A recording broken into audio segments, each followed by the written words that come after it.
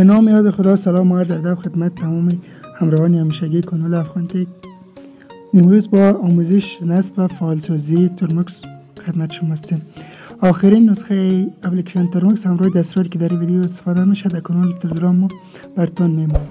خب در قدم اول ویدیو رو لایک، چینل یوتیوب ما رو هم سابسکرایب کنید. خب وقتی که ترمکس را از کانال تلگرام ما یا از هر جای دیگه اینستال کردین، ترمکس وارد ما ترمکس میشین، ترمکس رو باز میکنین و منتظر میباشین که پکیج های اولیه را برای شما راه اندازی کنه. بعد از نصب از این پکیج ها دستوراتی را که ما در دیسکریپشن همین ویدیو و در کانال تلگرام ما میمانم کپی کرده یا از روی همین ویدیو نوشته کنین داخل ما ترمکس. خب اولین دستوری که پست کردین انتر میکنین، اوکی، باز وارد عموم اوکی میکنین، منتظر میباشین براتون نصب کنه. بعد میایم با دستوری ترمکس استپ استوریج. با دستور اجازه دسترسی به فایلاتون میتین. خب یا به زبان فارسی مجاز نشست کلیک میکنیم. باز اینجا میگه میخوای ادامه تی وای نوشته در میکنیم. وای که بزنیم یعنی یس ما کنتینیو یا ادامه میتونم. باز انتر کنیم براتون اجرا میشه. خب با دستور پکیج اینستال پایتون میتونیم پایتون نصب کنیم. خب تا قدم اول از ما میخوای این رو نصب کنی، یس ما وای رو میزنیم انتر میکنیم. و یک قسمت نظر به سرعت اینترنت فرق میکنه.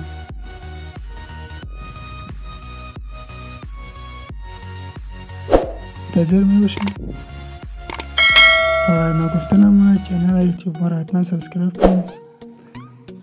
باز میریم در پشت دستور بعدی وای.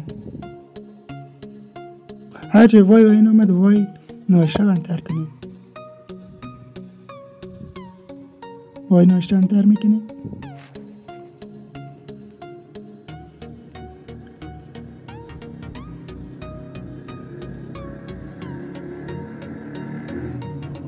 وای نوشته انتر میکنید.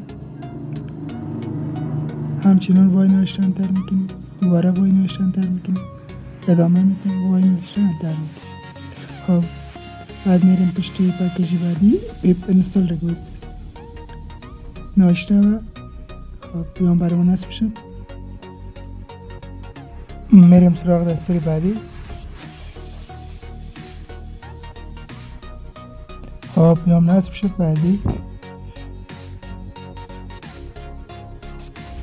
کپی کرده پست.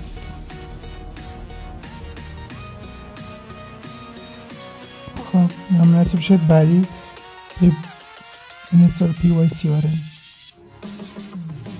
خب منتظر باشیم. دن اینستال سکسسفول. خب میریم بعدی.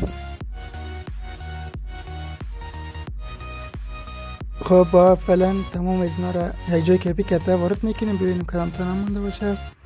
خب میبینیم که تمامش نصب شده و تشکر که تا آخر ویدیو بیننده بودین. منتظر فعالیت‌های بعدی ما باشین. لایک، کامنت، سابسکرایب و شیر ویدیو یادتون نره و تا ویدیو بعدی الله نگهدار.